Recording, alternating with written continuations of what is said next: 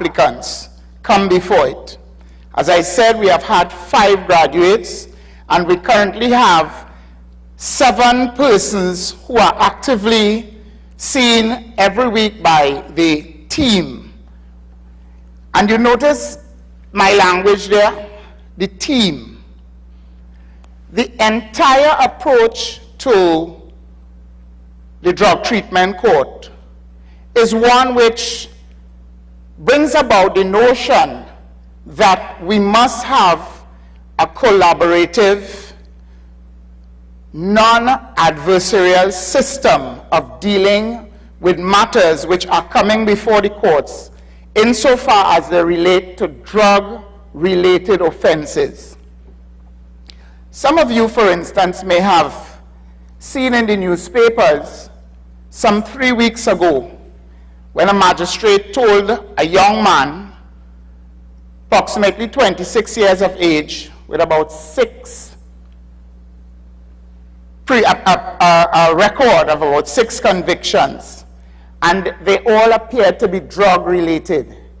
And that person was told, "Can't you see what is happening with your life? You have got to get your act together." And what happens? Going along the traditional lines, the person was once again sentenced and sent to prison.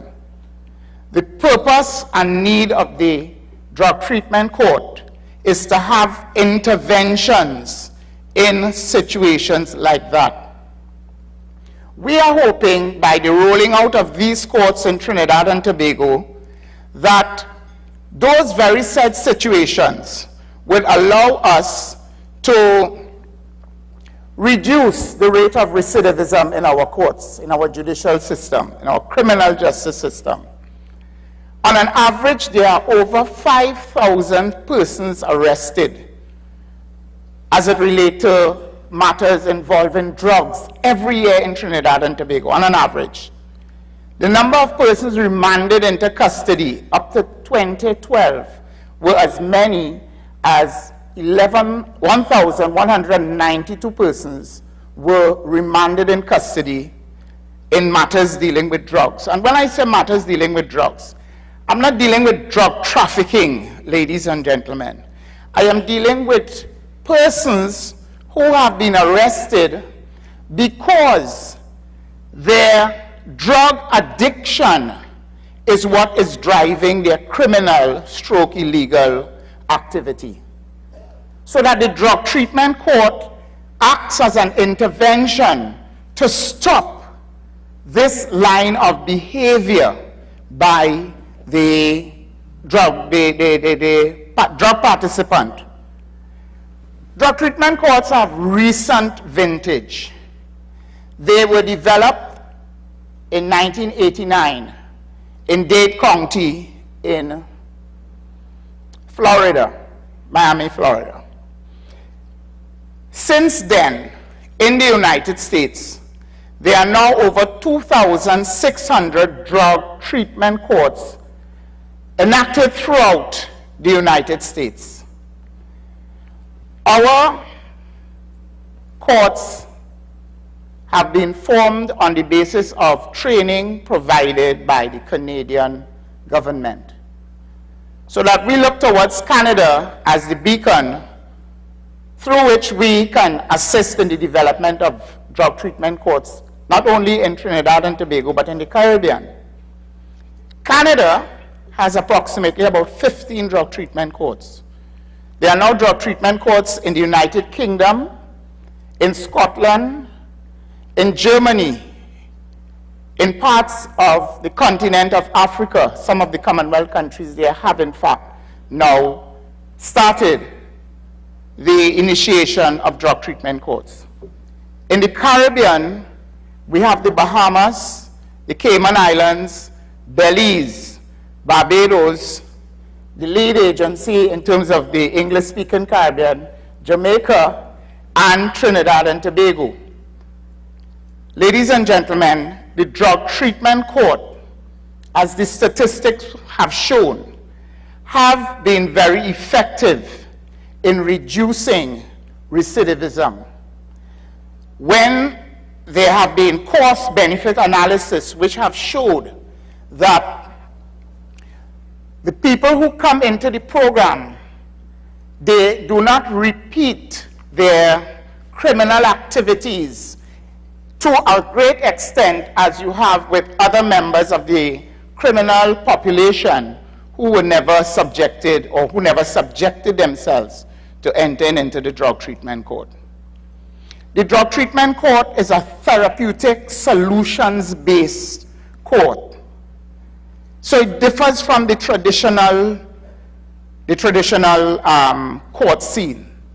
You have, for instance, as I had indicated, a team-based approach, where you have a sitting magistrate. In San Fernando, the magistrate is Magistrate Lisa Ramsume-Hines, who spoke as a presenter yesterday. In Tunapuna, Magistrate Andrew Stroud. But that person is a team person.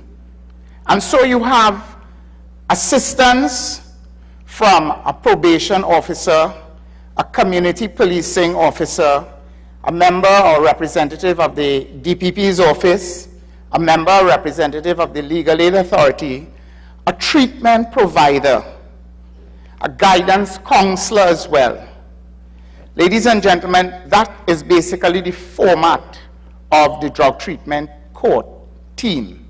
They meet once per week, and through a process of providing initiatives and incentives, we are trying to encourage the persons who are engaged in those programs to become better persons, because at the end of the day, we envisage that there must be a benefit to society, where after a period of approximately 15 to 18 months, we can see developmental changes in the persons who opted to come and be participants in the drug treatment court. Drug treatment courts are growing internationally, and we are happy to be on board as a result of the foresight of the Chief Justice. We dearly appreciate the assistance that has been given to us by the OS and CCAD, and for the funding provided by the Canadian government through its High Commission here in Trinidad. Happily as well, we have received training from the United States government through its embassy here in Trinidad and Tobago. So that what I wanted, ladies and gentlemen, to underscore is that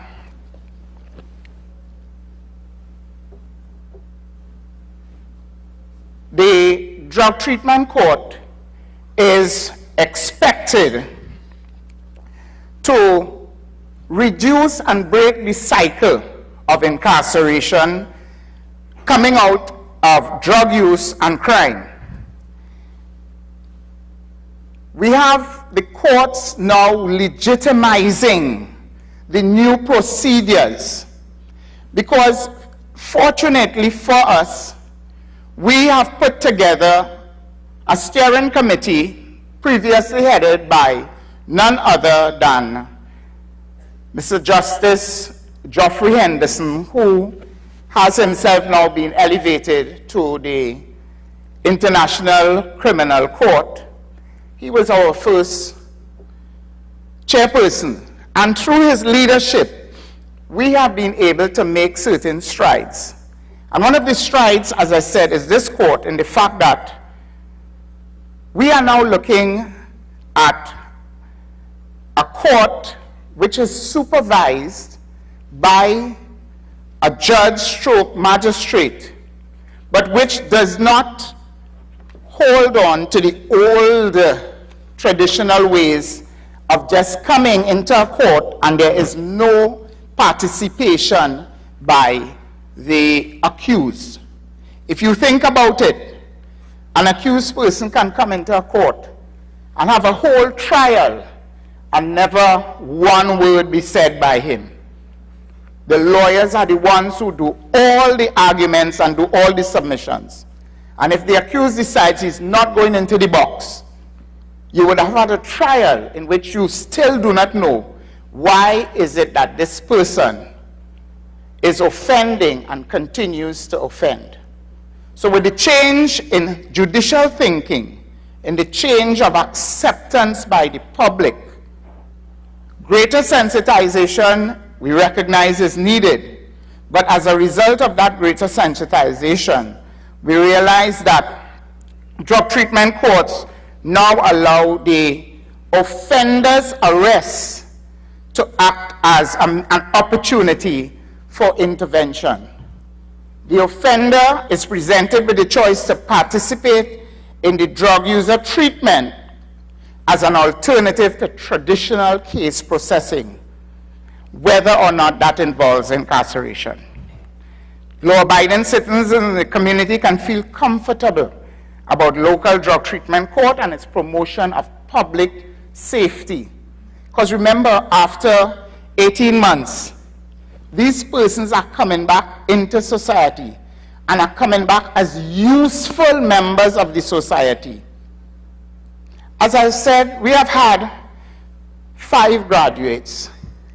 And of those 5 graduates, I'll just wish to close off by indicating that one of those graduates had been on the streets of Trinidad and Tobago for 52 years as a drug addict.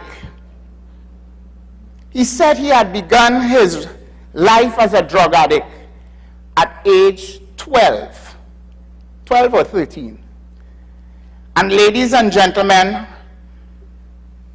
Magistrate Hines and her team must be commended so highly, because that person is now enrolled at the University of Trinidad and Tobago, or the University of the West Indies, sorry, doing a certificate course in counseling. Now, I had wanted him here, sorry, Justice Corcoran had wanted him here to be here this morning. But the logistics of actually having him here, it didn't work out. Or else, really and truly, I would have simply allowed him to come and speak to you and tell you how his life was and how his life has now been transformed as a result of the drug treatment court. It speaks volumes, as I said, to the work done and which is continued to be done by our 2 drug treatment courts.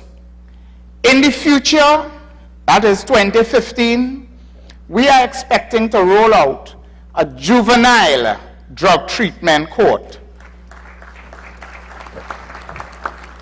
And that is in recognition of the fact that we are having so many problems with our juveniles, which must be addressed completely differently from how one addresses and perceives an adult drug treatment court.